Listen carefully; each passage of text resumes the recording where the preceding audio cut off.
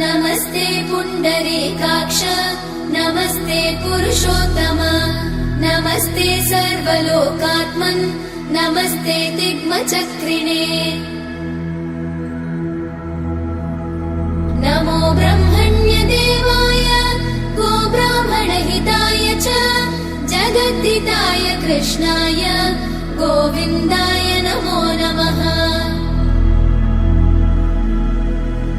ब्रह्मत्वे सृजते विश्वं स्थितौ पालयते नमः रुद्ररूपाय कल्पान्ते नमस्तुभ्यं त्रिमूर्तये।